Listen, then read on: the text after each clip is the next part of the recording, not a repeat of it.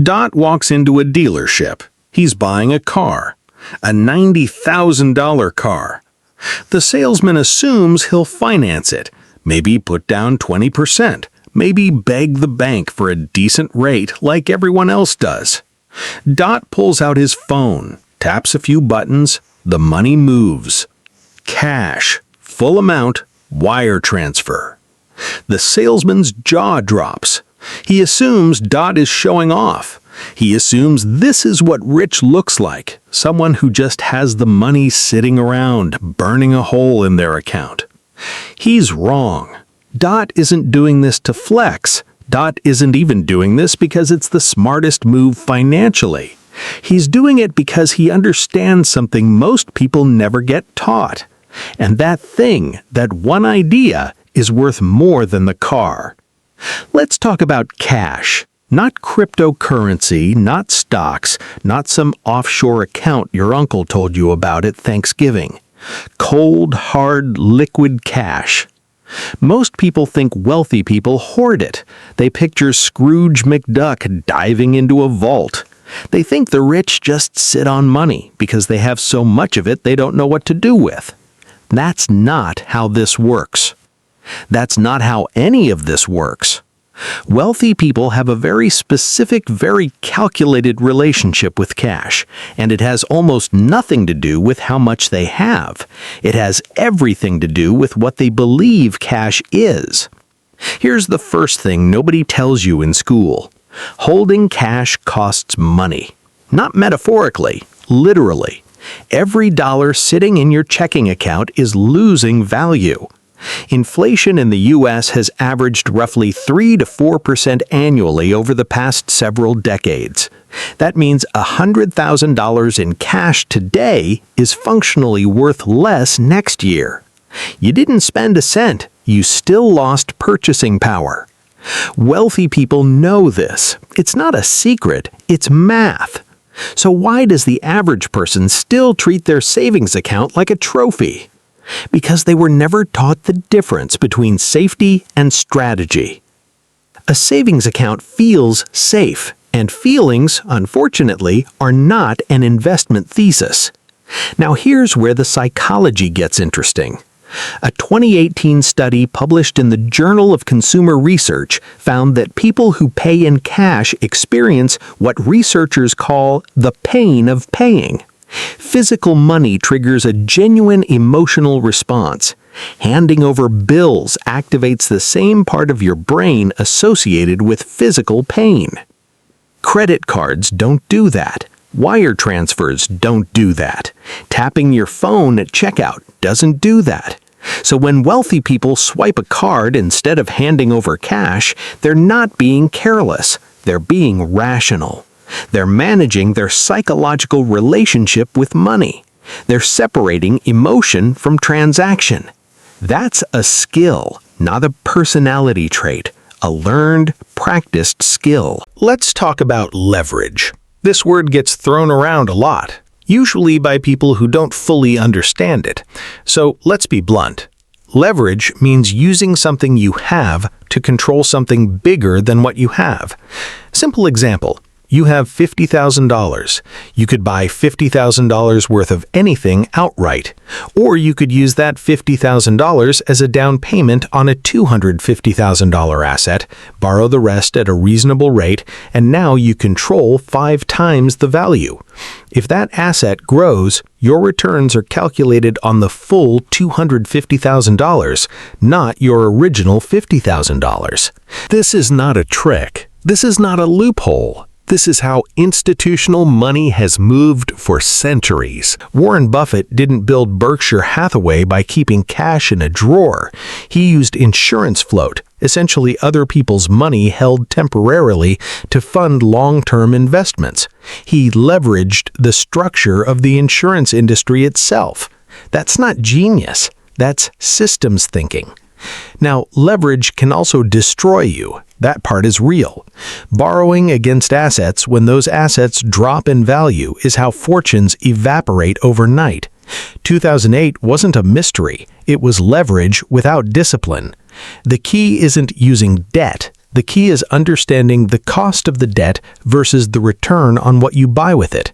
If borrowing at 4% to earn 9% is the scenario, the math works. If borrowing at 20% to buy a car that depreciates the second it leaves the lot is the scenario, the math doesn't work.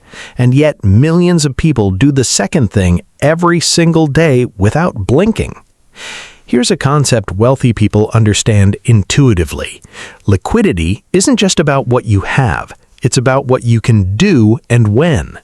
When markets crash, and they will crash, they always crash, opportunity shows up. Cheap real estate, undervalued stocks, businesses selling for fractions of their actual worth because the owner panicked. Who buys those assets? The people with liquidity, the people who didn't dump every dollar into an illiquid investment, the people who maintained access to capital while everyone else was frozen.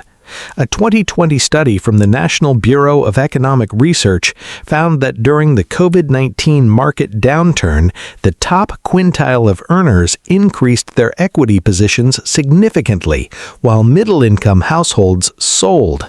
Not because the wealthy were braver, because they had access, they had liquidity, they had options. Cash gives you options, but only cash isn't an option either. This is the tension wealthy people live in. Enough liquidity to move fast, enough investment to stay ahead of inflation. Finding that balance isn't automatic. It's a continuous, active decision. Let's address the elephant in the room. There's another reason wealthy people don't always use cash for large purchases: taxes. This is where it gets uncomfortable because it's completely legal and completely misunderstood. If you own appreciated assets, stocks, real estate, a business, selling those assets to generate cash triggers a taxable event: capital gains taxes. Depending on your bracket and how long you've held the asset, that could be 15%, 20%, or more of your gains gone before you see a dollar. So instead of selling, many wealthy individuals borrow against those assets. Loans are not income. Loans are not taxable. You keep the asset, it continues to grow, you access the value without selling, you pay back the loan, often at low interest rates, over time. If structured correctly with professional guidance, the tax implication is dramatically different than liquidating.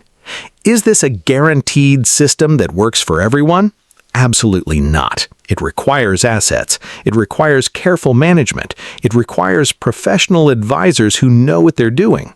But the point is this: the wealthy aren't just spending differently. They're thinking about money in an entirely different framework. One where every transaction is also a tax decision. One where every dollar has a position, a purpose, and a cost. Most people never think about the cost of spending their own money. Wealthy people always do. So Dot is standing in that dealership. The money has moved. The car is his. Here's what the salesman didn't know. Dot didn't just wire $90,000 from a checking account. That account is connected to a line of credit secured against an investment portfolio that he hasn't sold. The portfolio keeps compounding. The line of credit carries a low interest rate. The car, a business vehicle, carries certain deductions his accountant will handle. Is this complicated? Yes. Did Dot figure this out overnight? No. He spent years building the financial literacy to make that one transaction look effortless. The salesman walked away thinking Dot was just rich. Dot walked away thinking about his next asset acquisition. That's the gap. Not income, not luck, framework. The way you think about money determines the moves you make. The moves you make determine your outcomes over time. There are no shortcuts here, no magic numbers, no secret club. There's just understanding how the system works and deciding whether you're going to play it or let it play you. That's the lesson. Cash isn't king. Context is king. Understanding when to hold cash, when to deploy it, and when to never touch it at all, that's the difference between people who accumulate wealth and people who just earn money. If this reframed anything for you today, hit the like button. It tells the algorithm this kind of content is worth showing to more people. Subscribe if you want to keep thinking this way. We break down financial systems that schools don't teach and financial media overcomplicates. And drop a comment. Tell me, did you grow up in a household that talked about money openly, or was it a subject nobody touched? I read every single one. See you in the next video.